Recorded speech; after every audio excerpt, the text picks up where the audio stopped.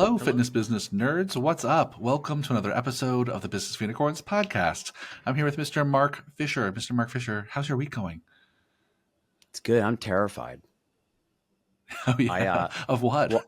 I don't ever do this, but for whatever reason, I don't know. My wife is in Tulum for a vacation with some girlfriends, which is like exciting for her, and so that I'm in the house all alone today, and I took a break. Yeah. I've never done that. I've never taken a Ooh. break in the day before, but I hear people do that, so I took a break, right? And I put on Netflix. Have you seen this movie House of Dynamite? No, some people were talking about it Oh recently, but my I have God. not seen it. It's terrifying. Like I'm only like 20 minutes in, but it's basically like there's like a nuclear weapon launch and you're like it's like this is like a horror movie, but I feel good too because I'll force my daughter to allow me to watch a little bit of TV because usually she's a little TV hogger.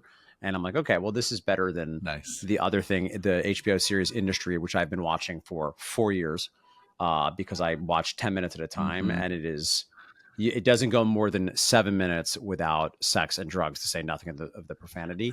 And I'm a cool Yeah, dad, but there's only so much I'm exposed to my three and a yeah, half yeah. year old daughter to, various hedonistic Well, stuff.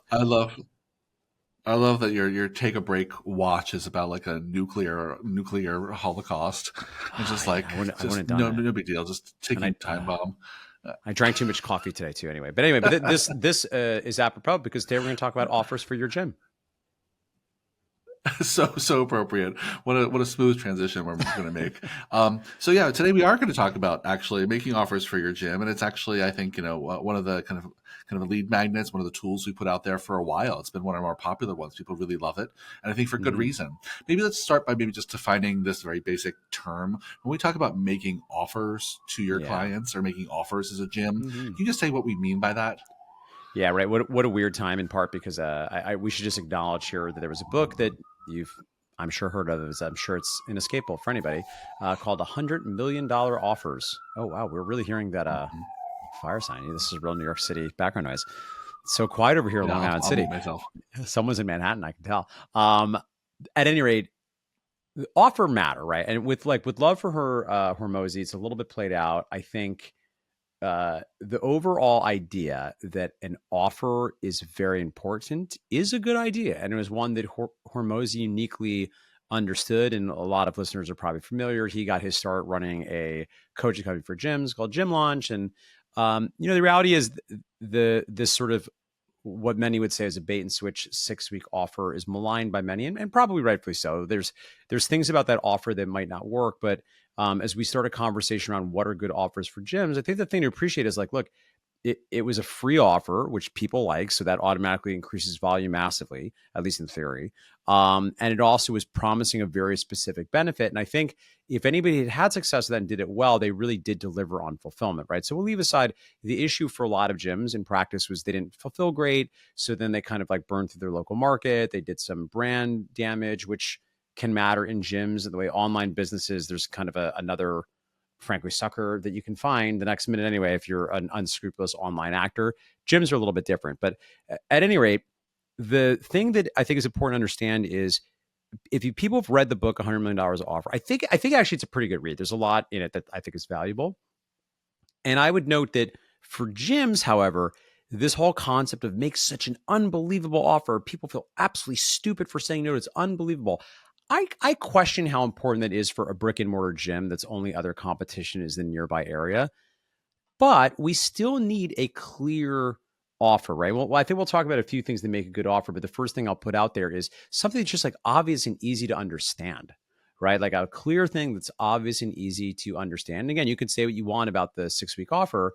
Like it's valuable because it's free and it's obvious what it is. And that offer, particularly they're selling it as a program instead of like a try a free workout. So at any rate, I'll pull up there, but I think that's the first thing I'll say about an offer. It gives people an obvious and easy way to get started and take a next step. It's clear.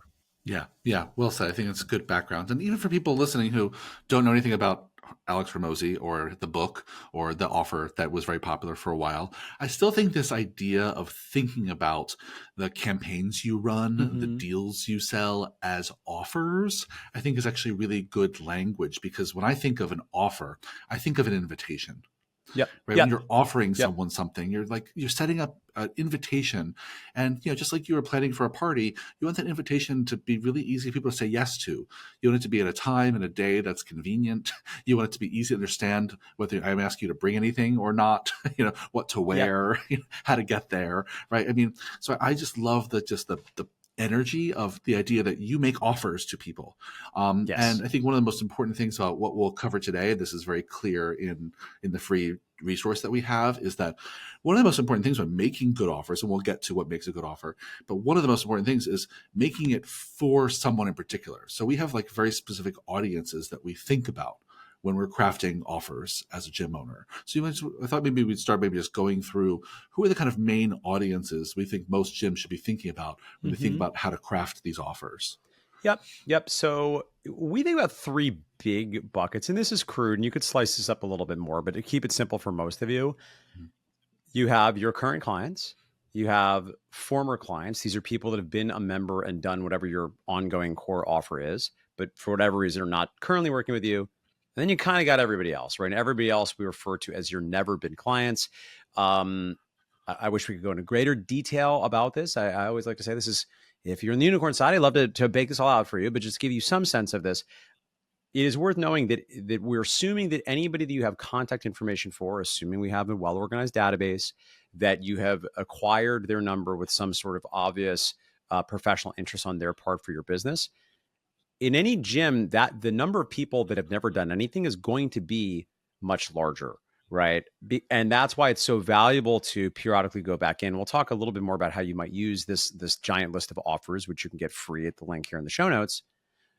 You want to keep going back to that list, I think, in particular, with some frequency, because these are people that, again, presumably have expressed interest but haven't come in yet. And you want to keep to your point, making invitations, right? Remember, we're not being pushy, we're not demanding, it's not high pressure. We're just making invitations in case now is the right time, right? Having said that, you also have an opportunity to speak to your former clients. And importantly, they might get a different kind of offer because that relationship is different, right? So, a very obvious example, someone that's never done anything with you is probably not coming in on a prepaid offer for some kind of discount. They're not signing up for the year. They don't know you, right? On the other hand, it's not impossible for a former client to maybe come in and prepay for an entire year if they've been away for a while. That would be possible. I'm not necessarily advocating for that. I think prepays, I'll say, I think can be done well or done poorly. I've spoken about this elsewhere. You can find my thoughts on this on my YouTube channel. But I think those types of people are going to get different offers. And then just to close the loop here, your current clients are sometimes going to get offers. Yes, sometimes they might get, perhaps a prepaid or maybe like an upgrade offer of some kind. And sometimes you're just giving them messaging. So we're thinking about the calendar for how we're talking to the people in your audience. Those are the three big buckets. And we're making different offers and messaging them differently because the relationships are all very different. Yeah. Yeah, really well said. Yeah, and I think this is something I think a lot of people struggle to wrap their head around. I mean, we talk to Unicorn Center members all the time, and I'm talking to them every day, and I think sometimes they struggle to really put themselves in the seat of those three audience members and think about what would they need, what is the next right step to invite them Yes. to. Yes. And that's an exercise almost in acting, right? So like really put yourself in the in Yep. empathy, of course, Yep. and put yourself in the seat of this other person and think about what they would need. Because if you're not good at that, then you might do exactly what you just mentioned, which is take someone who's never bought anything from you, who's on that list Yep. of never been clients, and the first thing you offer them is an 8-week $1,200 program. It's like, well, that might work for some of the people some of the time, Yeah. but the very first thing you're asking people to do, who you're just getting to know, like, and trust you, Yeah. is to commit to 8 weeks and $1,200. Like, how can you make that easier? How can you make that an Yeah. easier yes? Same Yep. thing with your current members, right? Who you might not be making a ton of offers to buy more things, but you're making offers to bring in their friends and refer Yep. people. You're making offers to maybe upsell, to come in a little bit more from time to time, or buy some add-ons. You're making offers maybe to come to events and social functions, Mm-hmm. right? And thinking through, how do you make those offers and invitations, even of your existing members, as easy as possible for them to say yes to. Yes. And that includes the digital experience. Yep. of saying yes to it, right? Yep. So not only, I think, as you said at the very beginning, should this offer be easy to understand, but it should be easy for me to click a few buttons and take advantage of it. It should be easy for me to Yeah. click a few buttons and digitally claim whatever Mm-hmm. invitation or offer you're making of me, which I think maybe is maybe one of the second most important features. Aside from the Yeah. offer itself being clear, the process of me Yes. saying yes to it should be Yes. simple as hell for Yep. me to do. And Yep. that's, often hard. But I think I just wanted to highlight that it really is an exercise in putting yourself in the shoes of these folks and saying, what is the kind of offer they'd be thrilled to get? That's easy for them to understand, easy for them to say yes to. And for each of those three audiences, it's going to be different. It's going to be Yeah. different. Yeah. Let's keep diving into what else makes a good offer. We kind of already said kind of two things by Mm-hmm. default, which is should be easy to understand, easy to technologically take advantage of and say yes to. What else matters here, Fisher? I think this is silly, but worth saying out loud. It has to be valuable, right? It has to be Mm-hmm. valuable and attractive, and that's going to be relative based on what the offer is, right? Because I think if we zoom out, I think of two big buckets of offers, right? Because we should note this list of offers for the most part are offers that you would run in a time sensitive fashion, right? And we'll pinhole that because in a moment we should talk about urgency and scarcity and the role that plays for how we're thinking of these offers. But most of you have another kind of offer that's always available, some sort of evergreen offer that you're always available first step. That's different than these sort of time sensitive offers that give people an incentive to take action now, right? And that first thing you want them to do is broadly could be called a front end offer. And then there's two versions of that. There's a low barrier offer and a premium priced front end offer, right? A low barrier offer often is thought of, you got workouts? I want to try workouts. I get it. You do training, we do programs. I understand. And of course, ultimately, what they want is a result. But the process they're looking for, the thing they often want is like, I want to do workouts. Do you have workouts? Can I try your workouts? So we think of the low barrier offers a try before you buy, which is often, but not always, under $100. It's maybe a few weeks. Again, it can look like different things in different models, but the premise there is you're letting them try something before they're making like a bigger commitment. And you can think of that as a step towards whatever your core offer is, right? Now, the other offer, which we don't use as much, but is, I think, on this list, there's versions of this, is a premium price front end offer. Now, this might be a 4, 6, 8, even 12-week program, and these can be very, very expensive, right? This sort of offer, it's not uncommon in the online coaching space. A lot of gym owners are like, what? Yeah, to sell like $5,000 for 12 weeks. Now, the thing to understand about that offer is you have to be gifted at sales, number one. And number two, it's not a marketing play, it's a sales play. So what I mean by that? Well, the low bear offers can be a marketing play because you can send an email and say, hey, we have 5 spots for local men and women looking for this particular result to start in our new program. It's launching January 1st, whatever. I'm making updates. And, you can claim your spot for $99. Like, okay, well, it's not a lot of money. You talked about the benefits, the things that I want. You might even be able, I mean, in general, we'd like people to get on the phone first. So as per our previous point, in the spirit of keeping things frictionless, usually it's like respond with interested, right? It's because you just want them to raise their hand and make it as frictionless as possible to do something. Though you could, depending on your volume and your skill at copywriting and your ability to build landing pages and all that stuff, you could do a Stripe page and just send them right to checkout. Okay. Now, that's obviously better in many ways for you because it's more scalable. They just go right to the thing. Most of the time, it's probably better just try to get them on a quick phone call. If you're doing a premium price front end offer, to state what I hope is obvious, you will never just be sending them to the landing page to here, go check out the thing. It doesn't matter how good you are at writing long form marketing, copy, and sales. And again, I question how valuable that stuff is. It probably even is at this point as we approach 2026. But the first thing you're selling is getting on a phone call, right? And then it's on the phone call itself. The skilled gym owner can sell oftentimes a very higher priced program. But I think not only does the owner need to be good at sales, whoever's doing the call needs to be pretty accomplished to sell a relatively higher ticket. In practice, that's only a really good fit when someone has, I don't love this term, but when someone has what's called the bleeding neck, right? When someone is like, I'm ready to take action, I'm in pain, I'm ready for transformation. Fantastic. Go full Tony Robbins on them, sell them the big thing, and then, deliver. And by the way, you can do that in a high integrity way where you really deliver, you help them take a lot of action up front, and that's amazing. And in practice, that's not going to be the case to everybody you talk to. If you're casting a wide net, not everybody's going to have this profound bleeding neck. And you're not going to be like, so tell me about how terrible your life is without fitness, how much it's costing you to not be fit. It's like, okay, just settle down. A lot of people are just like, I don't know, my doctor says I'm supposed to work out. That's not to say that they don't have an underlying emotional need you get to. You should.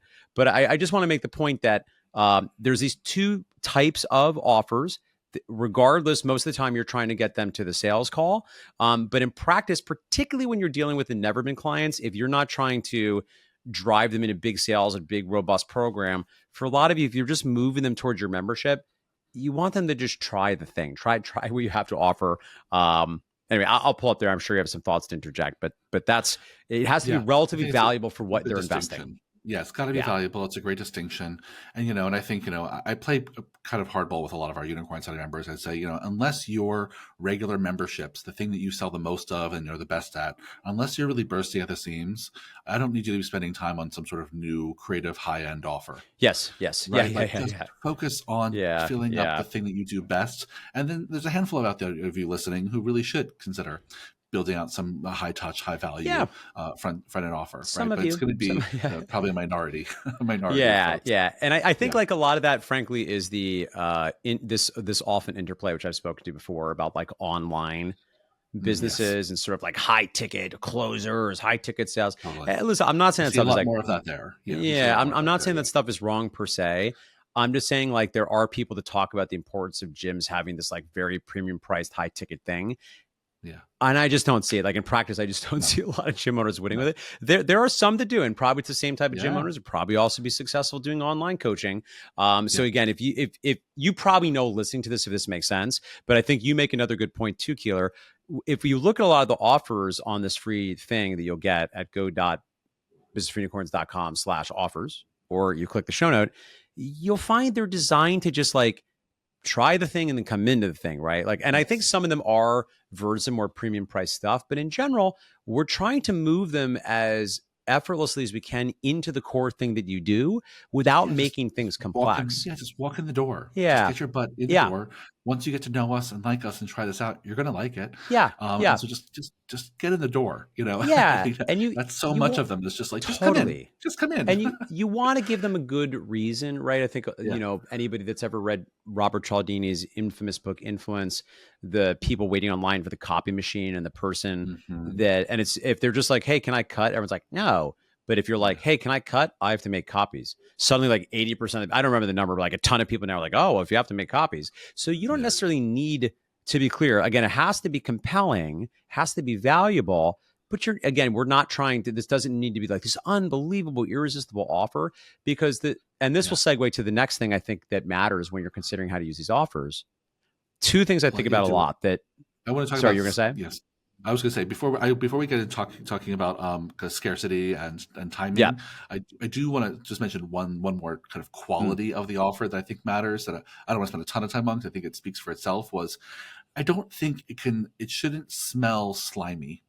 Right? Yeah. There's so many offers out there that we Oh. see people making that just reek of like spam, where your people are making these wild or outlandish guarantees or promises of money back or promise of a pay nothing up front kind of offers, and I think people are too Yeah. savvy these days. If it smells fishy from a mile away, I think you lose a lot of people right away. It should seem like a legitimate invitation to something that they're going to pay good money for to get good value, and it should be a simple yes. But if it's complicated and there's a lot of promises being made, I think Yeah. those things that smell spammy really put people off, and I I think, think can and damage that's, your yeah. reputation. Yeah, And I think that's part of what's hard about that premium price front end offer. I think that's another like issue with it. It's just like it yeah, can be complicated. I mean, I'll say this for what's worth. I actually like a money back guarantee. I think those are good to be in there because in practice, you probably would be willing to give money back to have a bad experience.